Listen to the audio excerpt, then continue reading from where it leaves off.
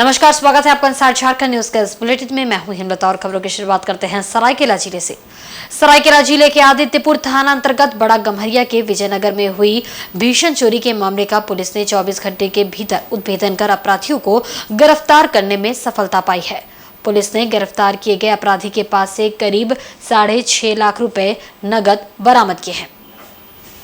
जियाडा स्थित SP camp कार्यालय में संवाददाताओं को जानकारी देते हुए एसपी डॉक्टर विमल कुमार ने बताया कि बड़ा गम्हरिया के विजयनगर निवासी गौतम चटर्जी के घर में बीते 24 अक्टूबर की रात चोरी की बड़ी घटना हुई। अज्ञात अपराधकर्मी 10.5 लाख नगद और जेवरात चोरी कर ले गए।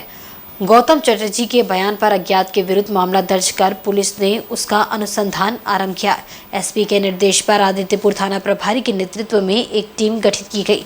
सूत्रधारों से मिली जानकारी के बाद पुलिस दल ने बोकारो के पिंडरजोड़ा थाना क्षेत्र के ग्राम जरमडी में छापेमारी कर कांड में शामिल अभियुक्त बप्पा चटर्जी को गिरफ्तार किया। पुलिस ने इनके पास से 6,43,000 रुपए नगद बरामद किए हैं। वहीं गिरफ्तार अभियुक्त बप्पा चटर्जी द्वारा चोरी की गई रकम में से 57,000 रुपए खर्च कर दिए जाने की बात स्वीकारी गई। प्राथमिकी दर्ज कराए जाने के बाद सूचक द्वारा बताया गया कि नगद 3,50,000 तथा जेवरात चोरों के हाथ नहीं लग पाए थे, जो घर में ही मिले थे। छापेमारी अभियान में पुलिस निरीक्षक सह आदित्यपुर थाना प्रभारी राजन कुमार समेत अन्य पुलिस अधिकारी शामिल थे। गम्हरिया में एक रिपोर्ट हुआ था जिसमें कि एक घर है जिसमें गौतम चटर्जी रहते हैं और उनका ये कहना था कि जब वो घर में बंगाल चले गए थे पूजा के दौरान तो 10.5 लाख रुपए नगद और कुछ जेवरात थे जिसकी चोरी हो गई थी और जिसके संबंध में 25 अक्टूबर को आदित्यपुर थाना में एक कांड दर्ज किया गया। और इसके लिए जब ये सूचना प्राप्त हुई, चूंकि अमाउंट ये ज़्यादा अमाउंट था और जिस तरह की घटना हुई थी वो एक चुनौती थी आदित्यपुर पुलिस के लिए, और इसमें अविलंब एक टीम का गठन किया गया। इसमें इंस्पेक्टर आदित्यपुर और सब इंस्पेक्टर अभिषेक कुमार और सब इंस्पेक्टर मनीष कुमार और कुछ आरक्षी इसमें एक टीम बना करके इसको लगाया गया। और जिसमें ये जानकारी मिली कि वो इसमें जो घटना को अंजाम दिया है वो व्यक्ति जो है वो बोकारो जिला का पिंडराजोड़ा थाना का रहने वाला है। और वहाँ पे छापामारी किया गया जिसमें जो व्यक्ति है बप्पा चटर्जी जो रहने वाला है गोलिया का, पर ये पिंडराजोड़ा बोकारो में वहाँ पे छुपा हुआ था और वहाँ से इसको गिरफ्तार किया गया। गिरफ्तार के उपरांत जो है कुल 6,43,000 रुपया बरामद किया गया। हालांकि इन लोगों के द्वारा जो बाकी रकम बताया गया था 10.5 लाख, बाकी की रकम इनके घर में ही बरामद हुए हैं। 3.5 लाख रुपये इनका कहीं और पे रख के लोग रखे थे और जो बाकी कुछ 57,000 के आसपास कमीसी है वो ये खर्च कर चुका है। तो कुल मिलाकर के पूरे रकम की बरामदगी हो चुकी है इसमें। और जो जेवरात थे उसमें से घर में ही वो जेवरात भी छुपा करके जहां उन्होंने रखा था वहां से बरामद। वहीं राज्य के निर्वाचन पदाधिकारी के रवि कुमार ने आज राज्य निर्वाचन कार्यालय धुर्वा में आयोजित प्रेस वार्ता के दौरान बताया कि मतदाता सूची का विशेष संक्षिप्त पुनरीक्षण कार्यक्रम 2024 का 27 अक्टूबर से शुरू किया जा रहा है, जो 9 दिसंबर तक चलेगा। इस अवधि में कोई भी व्यक्ति मतदाता सूची में अपनी त्रुटियां सुधार के लिए आवेदन दे सकता है। ये 5 जनवरी 2024 को मतदाता सूची में प्रकाशित किया जाएगा। उन्होंने बताया कि 27 अक्टूबर से 9 दिसंबर तक बीएलओ घर घर जाकर मतदाता सूची का सत्यापन करेंगे।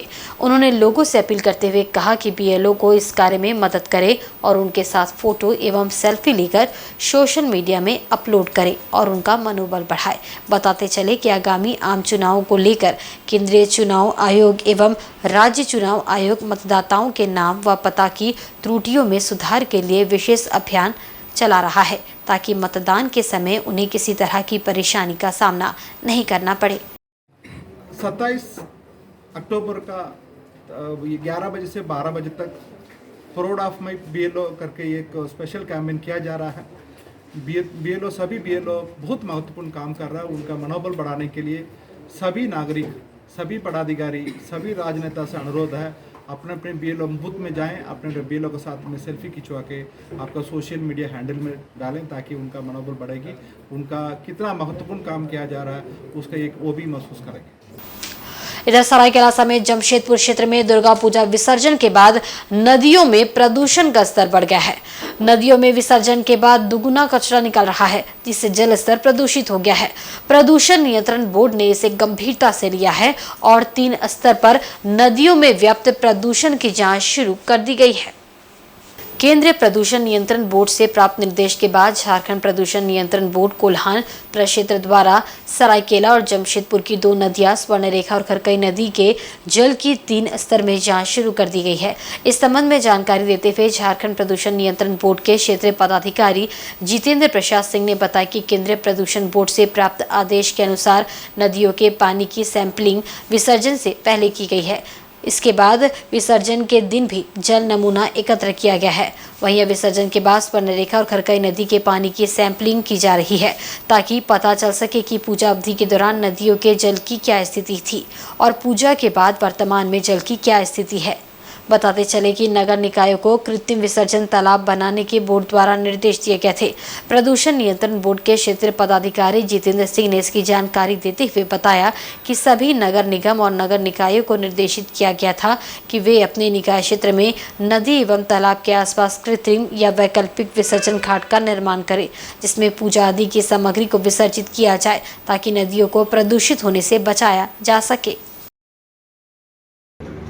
बोर्ड का गाइडलाइन आया है, मूर्ति विसर्जन के पहले नदी का सैंपलिंग करना है, नदी वाटर का ड्यूरिंग करना है और आफ्टर विसर्जन नदी वाटर का सैंपलिंग करना है। तो उससे पता चलेगा कि मूर्ति विसर्जन के बाद हमारा नदी का जो पानी है उसका क्या क्वालिटी है। तो ये हम सैंपलिंग करेंगे। नदी का पॉल्यूशन जो मूर्ति विसर्जन से होता है, जो कलर इसका यूज होता है, उससे जो है प्रोटेक्शन हो सके। तो ये सब हम लोग जो है नगर पालिका को भेजे हुए हैं। सेंट्रल पोल्यूशन कंट्रोल बोर्ड का ये गाइडलाइन भी आया है। और बड़ी खबर चक्रधरपुर रेल मंडल के टूनिया रेलवे स्टेशन से आ रही है। टूनिया रेलवे स्टेशन के पास रेलवे पटरी पर दरार देखकर ट्रैकमैन अलर्ट हो गया और उसने समय रहते ट्रैक पर आ रही ट्रेन को इमरजेंसी रेड फ्लैग दिखाकर रोक दिया। इस तरह ट्रैकमैन की सूझबूझ से टूनिया रेलवे स्टेशन में एक बड़ा रेल हादसा टल गया है। टूनिया रेलवे स्टेशन के पास रेल पटरी टूटी हुई पाई गई है। रेल पटरी पर क्रैक का निशान है। अहमदाबाद हावड़ा एक्सप्रेस ट्रेन दुर्घटना होने से बच गई है। बताया जा रहा है कि रेलवे ट्रैक मेंटेनर द्वारा रेल पटरी की पेट्रोलिंग की जा रही थी। इसी दौरान ट्रैक मेंटेनर ने टूनिया स्टेशन के पास रेल पटरी पर दरार देखी। सामने जाकर देखा गया तो पटरी क्रैक होकर अलग हो चुकी थी। इसी दौरान उसी पटरी पर अहमदाबाद हावड़ा एक्सप्रेस ट्रेन आ रही थी। ट्रैक मेंटेनर ने बिना देर किए अहमदाबाद हावड़ा ट्रेन को लाल झंडी दिखाकर रोक दिया। इस दौरान कुछ समय के लिए अहमदाबाद हावड़ा एक्सप्रेस टूनिया रेलवे स्टेशन में रुकी रही। उसके बाद धीरे धीरे अहमदाबाद हावड़ा ट्रेन को पार किया गया। दरअसल ठंड के मौसम में पटरियों में फ्रैक्चर और दरार पड़ने की घटना बढ़ जाती है, इसलिए रेलवे द्वारा सचेत होकर रेल पटरियों की पेट्रोलिंग मंडल में की जा रही है। ट्रैक मेंटेनर ने सही समय पर पटरी पर फ्रैक्चर देखकर सामने से आ रही ट्रेन को रोक दिया, अन्यथा बड़ा हादसा हो सकता था।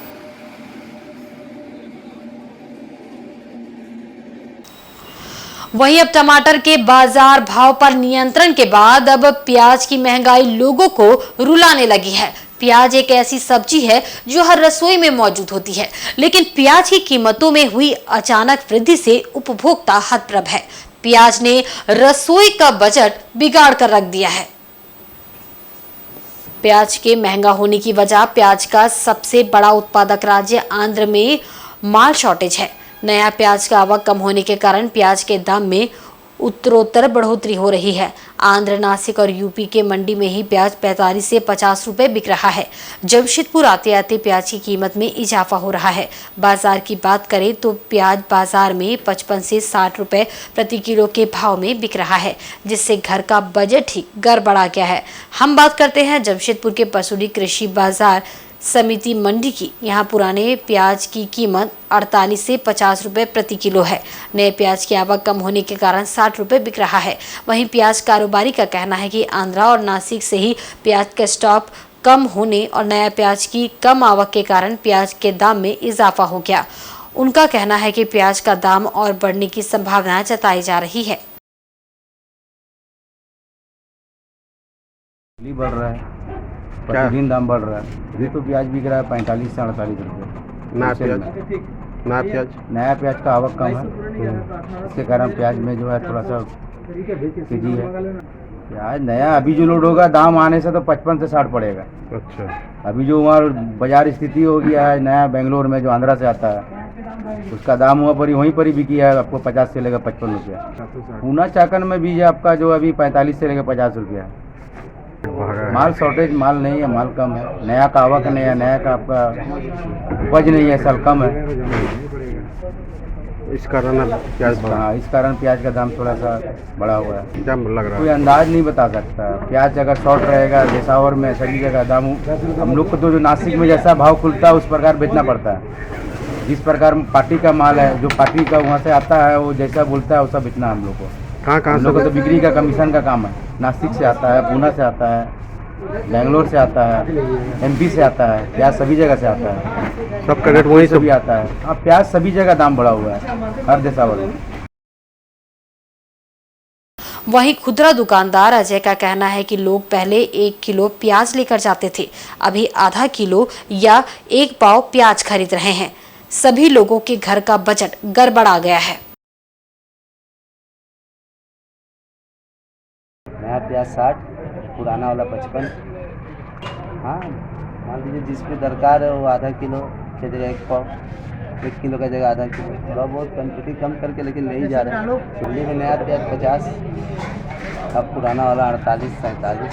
जैसा माल है, बहुत किस्म का माल आ रहा है। दागी भी आ रहा है, बहुत बढ़िया माल भी है। जो दागी और 2 रुपये डाउन है। हाँ, महंगाई का चल रहा है। सब्जी भी काफ़ी महंगा है। इधर आदित्यपुर जियाड़ा कार्यालय में गुरुवार को जिले के SP डॉक्टर विमल कुमार फरियादियों से मिले और उनकी समस्याएं सुनी। समस्याओं के अनुसार उसका तत्काल निदान भी किया। इस दौरान उन्होंने थाना प्रभारियों को आवश्यक निर्देश भी दिए। इस दौरान करीब 1 दर्जन फरियादियों ने SP से विभिन्न थानों की शिकायत की, जिसमें बताया गया कि पहले तो FIR दर्ज नहीं किया जाता है। अगर FIR दर्ज भी कर लिया गया तो मामला अनुसंधान अधिकारी के पास आकर लटकता है। अनुसंधान में लापरवाही की जाती है। SP ने तत्काल थाना प्रभारियों को दूरभाष पर ही फरियादियों की शिकायत तत्काल दूर कर उन्हें सूचित करने की हिदायत दी। उन्होंने थाना प्रभारियों को किसी भी आंक तुक के साथ लापरवाही नहीं बरतने और उन्हें कार्रवाई की जानकारी देकर संतुष्ट करने की हिदायत दी। इधर तेतला में आदिवासी भूमि समाज की ओर से देशवा करम मिलन महोत्सव के आयोजन को लेकर व्यवस्था समिति एवं संचालन समिति का गठन किया गया है। दोनों समिति करम मिलन कार्यक्रम की तिथि व कार्यक्रम की रूपरेखा निर्धारित करेगी। तेतला के वीर गंगा नारायण सिंह भवन में आदिवासी भूमि समाज की ओर से जयपाल सिंह सरदार की अध्यक्षता में एक बैठक आयोजित की गई। बैठक में देशवा करम मिलन महोत्सव के आयोजन को लेकर व्यवस्था समिति एवं संचालन समिति का गठन किया गया। संचालन समिति में 8 लोगों का एवं व्यवस्था समिति में 6 लोगों का चयन किया गया। इन लोगों द्वारा प्रचार प्रसार के लिए उड़ीसा, पश्चिम बंगाल, दक्षिण पोटका, उत्तर पोटका एवं मध्य पोटका, डुमरिया एवं सरायकेला खरसवा का दौरा किया जाएगा। पिछले साल ये निर्णय लिया गया था कि दिशुइया करम मिलन महोत्सव दिसंबर महीने के प्रथम सप्ताह रविवार के दिन निर्धारित किया गया, जो 3 दिसंबर 2023 को होगा। दिशुइया करम मिलन महोत्सव 2023 के मुख्य अतिथि पोटका विधायक संजीव सरदार होंगे। और इस बैठक में हम लोगों ने 2 समिति का गठन किए। जो सलाहकार समिति के सदस्य होने के नाते हमारे सामने 2 समिति का गठन हुआ। और ये हम लोगों ने पिछले साल जो निर्णय लिए थे कि जो दिसंबर महीना आएगा, जो पहला सप्ताह का रविवार होगा, उसी दिन हम लोग मनाएंगे, ये हम लोग का निश्चित निर्धारण था। तो इस बार, पिछले बार तो 4 तारीख था, इस बार 3 तारीख रविवार पड़ रहा है, तो हम लोग देशवा करम मिलन 3 तारीख को मनाएंगे। और इसके लिए हम लोगों ने कुछ संपर्क के लिए भी निर्णय लिए। उड़ीसा, पश्चिम बंगाल और हमारे सरायकेला खरसवा, डुमरिया, घूम के सारे अतिथियों का आमंत्रण होगा, सारे सांस्कृतिक टीमों को आमंत्रित होगी। और ये आमंत्रण करने के लिए हमारे 7 लोगों की एक टीम है जो लगातार संपर्क करने के लिए निकलेंगे। और इसी निर्णय के साथ आज हम लोग इस करम उत्सव का एक बहुत बड़ा निर्णय में हम लोग आए और इस बार बहुत धूमधाम से मनाए। वहीं चंद्रशेखर आजाद दुर्गा पूजा समिति द्वारा आयोजित दुर्गा पूजा की प्रतिमा विसर्जन के साथ विधिवत संपन्न हो गया। मां दुर्गा की विदाई विसर्जन शोभा यात्रा सांप्रदायिक सौहार्दपूर्ण वातावरण में संपन्न हुई। मां भवानी की विसर्जन शोभा यात्रा चंद्रशेखर आजाद दुर्गा पूजा समिति की ओर से गाजे बाजे के साथ निकाली गई। इस विसर्जन शोभा यात्रा में मां के भजनों के साथ साथ देशभक्ति की धुन भी बजती दिखी। चंद्रशेखर आजाद दुर्गा पूजा समिति के सभी पदाधिकारी एवं सदस्य विसर्जन शोभा यात्रा में मां की चुनरी और पगड़ी पहने भगवा रंग में रंगे दिखे। चंद्रशेखर आजाद दुर्गा पूजा समिति के अध्यक्ष रमेश सिंह ने खुद झाल और ढोलक बजाया। देशभक्ति की धुन में उपस्थित लोग जमकर थिरके। विसर्जन शोभा यात्रा मार्ग में पड़ने वाले सभी मंदिरों में क्लब के अध्यक्ष सहित सभी पदाधिकारियों ने माथा टेका एवं जन कल्याण के लिए आशीर्वाद मांगा। मां की विदाई विसर्जन शोभा यात्रा का नजारा पूरी तरह से भगवामय और बेहद ही खास अंदाज में दिखा। इस दौरान सांप्रदायिक सौहार्द बना रहा। मां दुर्गा की प्रतिमा को तालाब में विसर्जित करते समय वातावरण करुणामय हो गया। सांप्रदायिक माहौल बनाए रखा। आपस में भूल गए हम लोग कि हम लोग किस जाति और किस बिरादरी से आते हैं। हम लोग माँ के भक्त के रूप में पूजा किए।